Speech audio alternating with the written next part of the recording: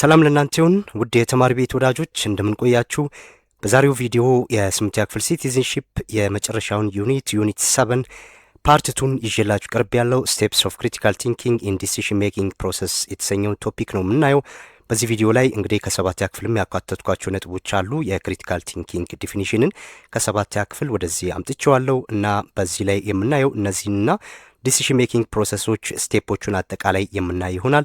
እስከ ቪዲዮ ፍጻሜ አብራችሁኝ እንድትቆዩ ጋብዛለሁ። በቀጥታ ወደ ሐሳቡ እንለፍ። ኢንትሮዳክሽን ቱ ክሪቲካል ቲንኪንግ ይሰኛል። እንደምታዩት እዚህ ጋር ክሪቲካል ቲንኪንግ ስቴፖቹን ቀጥታ ከማየታችን በፊት ሰባተኛ ክፍል ላይ ክሪቲካል ቲንኪንግ ምንድን ነው የተማርነው የሚለውን ማስታወስ ተገቢ ስለሆነ እዛ ላይ ያለውን ዲፊኒሽን ወደዚህ ያመጣውላችሁ። እንግዲህ ክሪቲካል ቲንኪንግ ወደ አማርኛ ስንለውጠው ይሄ ወሳኝ አስተሳሰብ፣ በጥልቀት ማሰብ የሚል ትርጉም ይይዛል ማለት ነው። ሶ ወሳኝ አስተሳሰብ ስንል ምን ማለት ነው? ትርጓሜውን ስናይ ዲፊኒሽን ክሪቲካል ቲንኪንግ ሚንስ analyzing information objectively እቺ ወርድ አስፈላጊ ናት። objectively to make a good decision እንግዲህ ይህ ክሪቲካል ቲንኪንግ ማለት ትክክለኛ ውሳኔ ላይ ለመድረስ መረጃዎችን በገለልተኝነት ማየት ወር መተንተን ማለት ነው። ኦብጀክቲቭሊ ስንል ያ ነው። ስለዚህ ገለልተኛ ሆነን ነገሮችን ማየት ምን ላይ ለመድረስ ውሳኔ ላይ ለመድረስ ማለት ነው። ክሪቲካል ቲንከሮች ይህንን ስቴፕ ነው የሚከተሉት። በጅምላ አንድ ሰው ስለተቀበለው አንድ ነገር ትክክል ነው ማለት አይደለም። ስለዚህ ኦብጀክቲቭሊ የራሳችንን አናሊሲስ ሰርተን ዳታዎችን ጋዘር አድርገን የምንወስንበት ይሄ ምክንያታዊነት ማለት ነው። ምክንያታዊነት ሆኖ በምክንያት ማሰብ ማለት ነው። ኦልሬዲ ክሪቲካል ቲንኪንግ ስንል ዲፊኒሽኑ ይሄንን ይዛል። ኦብጀክቲቭ አናሊሲስ ያስፈልጋል። ይሄ ተጨባጭ ትንታኔ ማለት ነው። ተጨባጭ ትንታኔ ያ ማለት ምን ላይ መመርኮዝ አለብን ማለት ነው።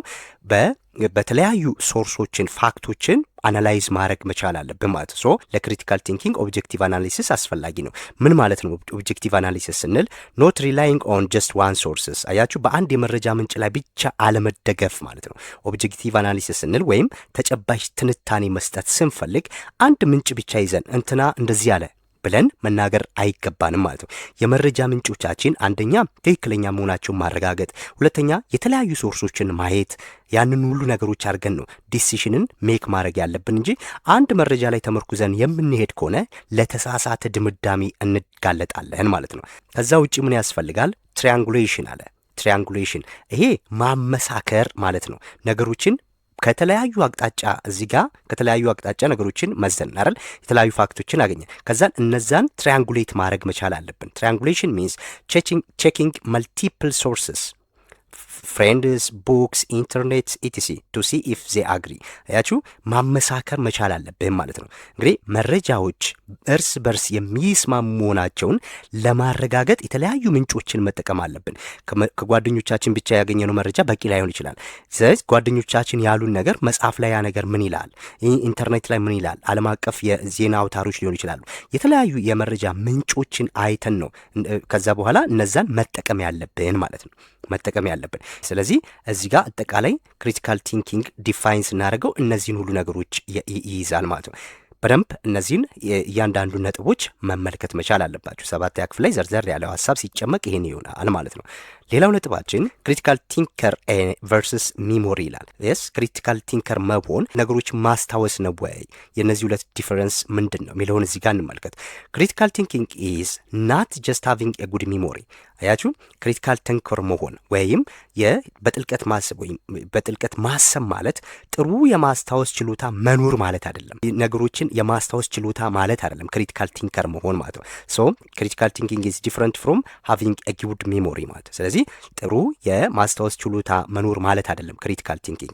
ኢት ኢዝ አባውት ኖዊንግ ሃው ቱ ዩዝ ፋክትስ ቱ ሶልቭ ፕሮብሌምስ። ክሪቲካል ቲንከር መሆን ማለት ይልቁንም ምን ማለት ነው አይደል? ችግሮችን ለመፍታት እውነታዎችን እንዴት መጠቀም እንደሚቻል ማወቅ ነው።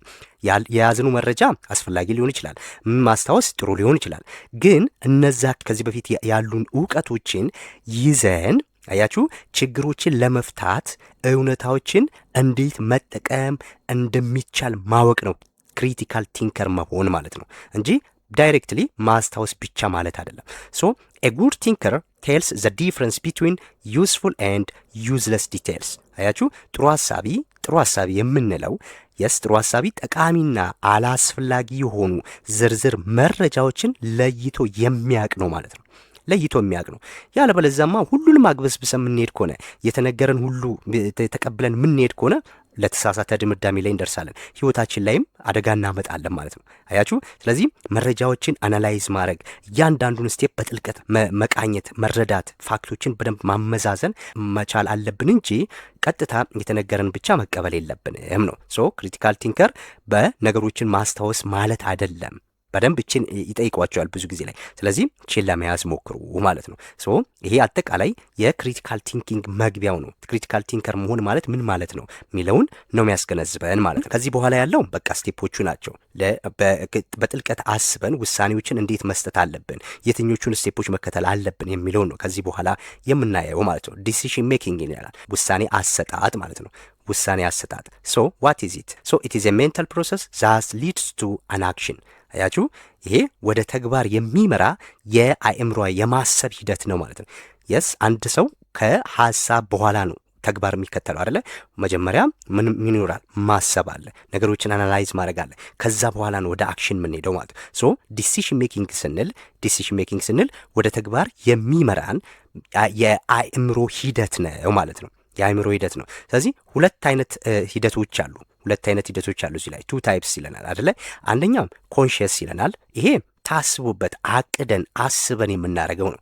ኮንሽየስሊ የምናደርገው አለ፣ ወይም አንኮንሽየስ ይላል እዚህ ጋር ሳይታሰብ በደመ ነፍስ የሚለውን ትርጉም ማስያዝ ትችላላችሁ። እዚህ ጋር አንኮንሽየስ በደመ ነፍስ፣ ያ ማለት አእምሯችንን ሳይሆን ስሜታችንን ብቻ ተጠቅመን የምናደርገው ነው እዚህ ጋር ማለት ነው። ስለዚህ የታሰበበትና ያልታሰበበት ሳናስበው የምናደርጋቸው ነገሮች አሉ ማለት ነው። እዚህ ጋር ሜንታል ፕሮሰስ ዛት ሊድስ ቱ አን አክሽን አክሽን ውስጥ ለመግባት በምንሄድበት ሰዓት ላይ ኮንሽየስሊ ሊሆን ይችላል ወደ አክሽን የምንሄደው፣ ኦር አንኮንሽየስሊ ሊሆን ይችላል ማለት ነው። ስለዚህ እኛ የሚጠበቅብን ሁልጊዜም ዲሲሽን ሜክ ስናደርግ ኮንሽየስሊ ነው ያንን ሜክ ማድረግ ያለብን ማለት ነው። ሶ አጠቃላይ ዲሲሽን ሜኪንግ ጎሉ ምንድን ነው፣ ግቡ ምንድን ነው ስንል ዩዝ ክሪቲካል ቲንኪንግ to make conscious and logical decision not emotional ones። አያችሁ። ስለዚህ አጠቃላይ የውሳኔ መስጠት ወይም የውሳኔ አሰጣጥ ግቡ ምንድን ነው ስንል በስሜት ከመመራት ይልቅ በምክንያታዊና በጥልቅ አስተሳሰብ የታገዘ የታሰበበትና ምክንያታዊ ውሳኔ መስጠት ማለት ነው። use critical thinking to make conscious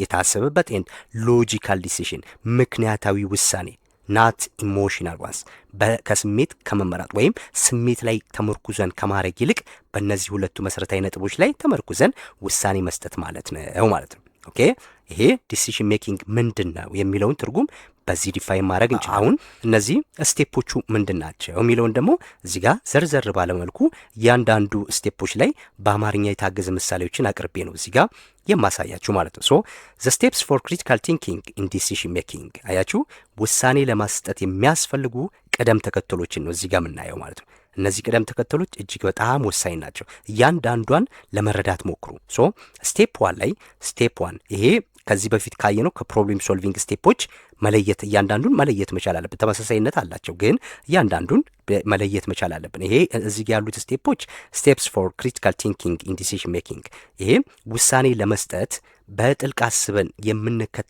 የምንከተላቸው መንገዶች ናቸው፣ ስቴፖች ናቸው ማለት ነው። ሶ ስቴፕ ዋን ላይ ምን ይለናል? አይደንቲፋይ ዘ ዲሲሽን። አያችሁ፣ የምንወስነውን ጉዳይ መጀመሪያ መለየት ማለት ነው። ይሄ ነው የሚቀድመው። ምንድን ነው የምወስነው?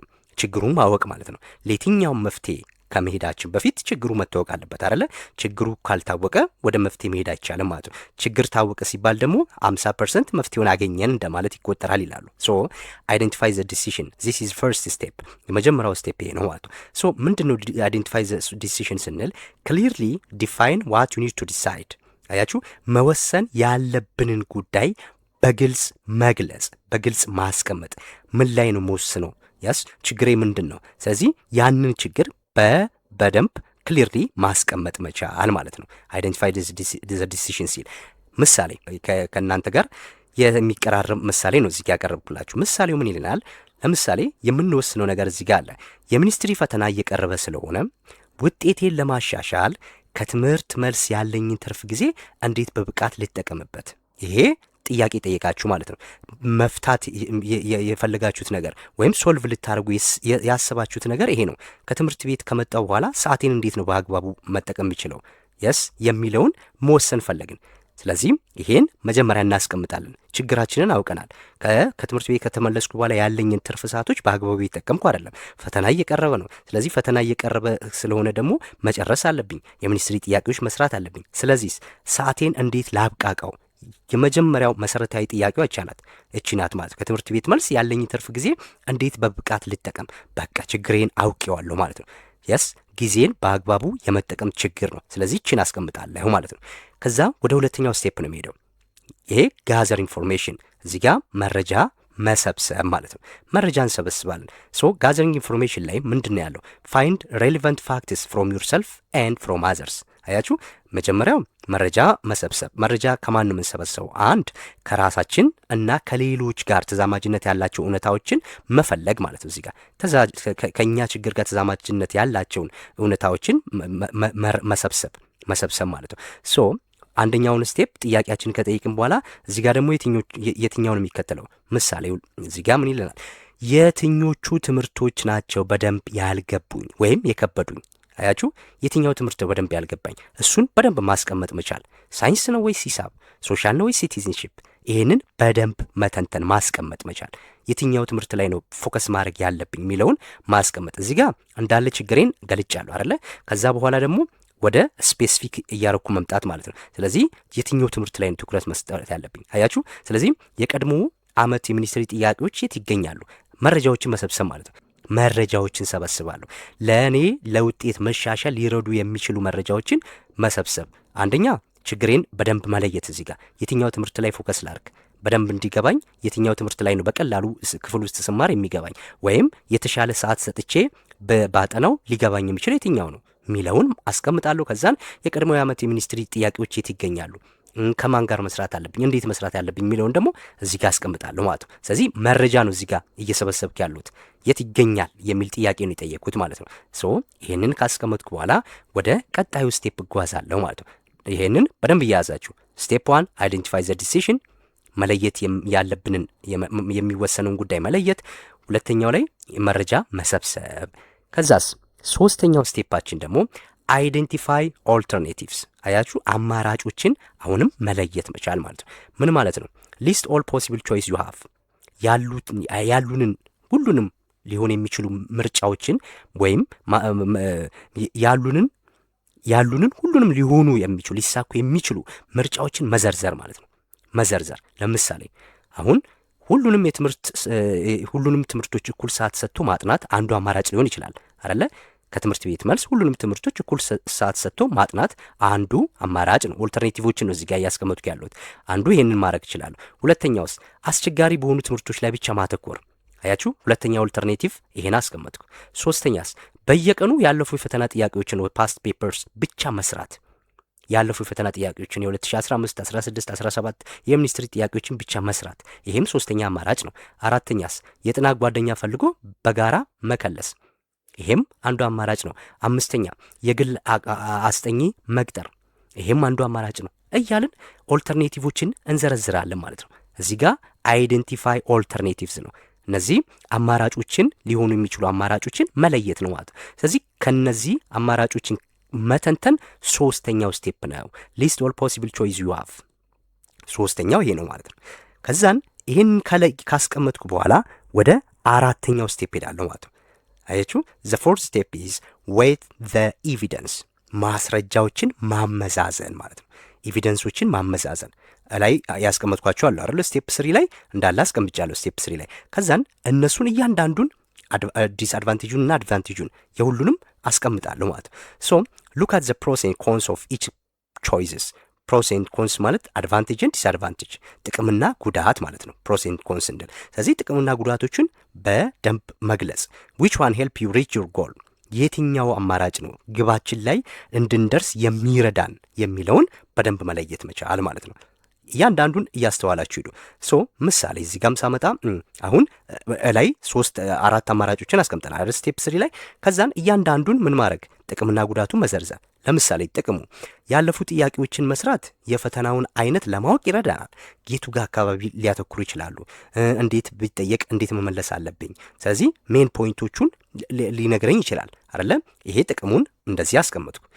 በዛው ልክ ደግሞ ጉዳቱን አስቀምጣለሁ። አሁን እንግዲህ እዚህ ጋር የመረጥነው የትኛው ነው? ስቴፕ 3 ላይ ምን ብለናል? ልመልስላችሁ። ይሄው ሁሉንም ሁለተኛውን ነው እዚህ ጋር ሶስተኛውን ነው። አሁን ሶስተኛው ላይ ነው እየሰራ ያለሁት ማለት በየቀኑ ያሉ ፈተናዎች ጥያቄዎችን ብቻ መስራት የሚለው ላይ እሷን ከመረጥን በኋላ የዛን ጥቅምና ጉዳቱን አስቀምጣለሁ። እናንተ የሁሉንም የምታስቀምጡት ማለት ነው ስቴፕ ላይ። ስለዚህ ጥቅሙ ያለፉት ጥያቄዎችን መስራት የፈተናውን አይነት ለማወቅ ይረዳል። ይሄ ጥቅሙ ነው አይደለ? ስለዚህ ሜን ፖይንቱ የቱ ጋር ፎከስ ማድረግ አለብኝ፣ እንዴት ነው ጥያቄ የሚወጣው የሚለውን በደንብ እንድናቅ ይረዳናል። ጉዳቱ ስንል ደግሞ የዛኑ ጉዳት ደግሞ ማስቀመጥ አለብን። ምን ብለን ትምህርቱን በደንብ ካልተረዳሁት ጥያቄ ብቻ መስራት ደግሞ ግራ ሊያጋባኝ ይችላል። አያችሁ። ስለዚህ ጥያቄ ብቻ እየሰራን ስንሄድ ግራ ልንጋባ እንችላለን። አንድ ሰው ጥያቄ የሚሰራው ካጠና በኋላ ነው፣ ካወቀ በኋላ ነው አይደለ? ምን ያህል አውቅ ያለው የሚለውን ለመመዘን ነው ጥያቄ የሚሰራው እንጂ ሳናጠናው ምንም ሳንረዳው ጥያቄ መስራት ጉዳት ነው፣ ራሱ መምታታት ነው። አያችሁ፣ ጭንቀት ውስጥ የሚከተው ማለት። ስለዚህ ጉዳቱን አስቀምጣለሁ። አሁን ሁለቱንም አስቀመጥኩ ማለት። ከዛ በኋላ ምንድን ማድረገው ዌይት ዘ ኤቪደንስ ብሎ ነው የለ አራተኛዋ ስቴፕ እቺ ናት ማለት ነው፣ ማመዛዘን። መጀመሪያ ማጠቃለያዎችን አንብቤ ከዛ ጥያቄ ብሰራ ይሻለኛል። አያችሁ ውሳኔያችን ምን ሆነ? መጀመሪያ የትምህርቶቹን ማጠቃለል አትሊስት እያንዳንዱ ትምህርት ላይ ያሉትን መሰረታዊ ነገሮች ካወቅኩ በኋላ ከዛም ጥያቄ ብሰራ ይሻለኛል ብዬ ምን አረኩ? ውሳኔ ሰጠው ማለት ነው። እዚህ ጋር ይሄንን አረኩ፣ ዌይት ዘ ኤቪደንስ። ይሄ አራተኛው ስቴፕ ይሄ ሆነ ማለት ነው። ዜን ከዛ በኋላ 5 ደግሞ ቹዝ አለን። ስቴፕ 4 ላይ ምን አድርገናል? ኤቪደንሶችን አመዛዝነናል። ምን አረግን? ፕሮስ ኤንድ ኮንሳቸውን አይተናል። አድቫንቴጅ እና ዲስአድቫንቴጅውን ዘርዝረን አስቀምጠን አይደል? ስቴፕ 5 ላይ ስመጣ ደግሞ ከዘረዘርናቸው ውስጥ እመርጣለሁ ማለት ነው። ቹዝ ነው ስቴፕ 5። ፒክ ዘ ቤስት ኦፕሽን ፍሮም ዩር ሊስት። ከዘረዘርናቸው አማራጮች ውስጥ የተሻለውን እንመርጣለን ማለት ነው። እዚህ ጋር መምረጥ ነው። ኦኬ ይሄኛው ስቴፕ ይሻለኛል ብዬ መርጣለሁ። ምሳሌ በየቀኑ ለ2 ሰዓት ማጥናት፣ የመጀመሪያውን 1 ሰዓት ለማጠቃለያ ንባብ፣ ሁለተኛውን ሰዓት ደግሞ ያለፉ የሚኒስትሪ ጥያቄዎችን ለመስራት ወሰንኩ ይላል። አያችሁ ምሳሌውን። ስለዚህ ላይ ያስቀምጥ ነው ስቴፕ 4 ላይ ያስቀምጥ ነው ፕሮስ ኤንድ ኮንስ አይተናል። ፕሮስ ኤንድ ኮንሳቸውን ካየን በኋላ የትኛው አድቫንቴጁ የጎላ ነው፣ የትኛው ደግሞ ጉዳቱ ያመዝናል የሚለውን ከለየን በኋላ መረጥን አይደለ? በቃ ስቴፕ 1 ኦር ስቴፕ 2 ኖ መረጥኩኝ አይደለ? የትኛው ይሻለኛል? ሶስተኛ ላይ ካስቀመጥኳቸው ኦልተርኔቲቮች ነው የምንመርጠው። 1 2 3 4 ብዬ ስቴፕ 3 ላይ አስቀምጫለሁ አይደለ? በየቀኑ ማጥናት፣ የሚኒስትሪ ጥያቄዎችን ብቻ ማጥናት፣ አስጠኚ መቅጠር ኦር ሳምቲንግ ብለን ካስቀመጥናቸው ውስጥ አንዱን መርጣለሁ ማለት ነው። ጉዳትና ጥቅማቸውን ካመዛዘንኩ በኋላ ያ የምመርጥበት ስቴፕ 5 ነው። ስቴፕ 4 ላይ እነዚህን አወዳድራለሁ። ከዛ ስቴፕ 5 ላይ መርጣለሁ ማለት ነው። ስቴፕ 5 መረጥኩ። ከመረጥኩ በኋላስ ወዴት ነው የምሄደው? ወደ ተግባር ነው የምሄደው ማለት ነው። ስቴፕ 6 ቴክ አክሽን። አያችሁ ይሄ ወደ ተግባር የምንገባበት ኢምፕሊሜንቴሽን ስቴጁ ይሄ ነው። ፕሮብሌም ሶልቪንግ ስቴፕ ላይ ስቴፕ 5 ነበረ። ፕሮብሌም ሶልቪንግ ስቴፖች ላይ ስናይ ምንድነው ስቴፕ 5 ኢዝ ምንድነው ኢምፕሊሜንቴሽን ስቴጅ ነው ወይም ፕራክቲካል ስቴጅ ብለን ያልነው ስቴፕ 5 ነው። እዚህ ጋር ስንመጣ ስቴፕ 6 ምንድነው አክሽን ነው ወይም ኢምፕሊሜንቴሽን ስቴጅ እንለዋለን ማለት ነው። ሶ ቴክ አክሽን ስታርት ዱዊንግ ዋት ዩ ዲሳይድ፣ የወሰነውን ነገር ተግባራዊ ማድረግ ማለት ነው። ስለዚህ የወሰንኩትን ውሳኔ መተግበር የምጀምርበት ስቴፕ ነው። ይህ የተግባር ስቴፕ ተብሎ ይባላል ማለት ነው። የተግባር ስቴፕ 6 ላይ ነው እዚህ ጋር። ምሳሌ ወዲያውኑ የጥራት ፕሮግራም አውጥቶ ማጥናት መጀመር ማለት ነው። ምክንያቱም ወስኛለሁ አይደለ? መርጫለሁ። 5 ላይ 6 ላይ ወስኛለሁ። ከወሰንኩ ጊዜ ማጥፋት አያስፈልግም። ሲጀምር ምን ብለናል? ለሚኒስትሪ የቀረኝ ጊዜ ትንሽ ነው ብለናል። ስለዚህ ጊዜ ማጥፋት አያስፈልግም፣ ወደ ተግባር ነው የምገባው ማለት ነው። ለምሳሌ ከምሽቱ 2 ሰዓት እስከ 4 ሰዓት ነው የጥናት ጊዜ ማለት ነው። ስለዚህ ከ2 ሰዓት እስከ 3 ሰዓት ምን አደርጋለሁ? እስከ 3 ሰዓት ማጥናት ነው። አንድን ትምህርት መርጫ አጠናለሁ።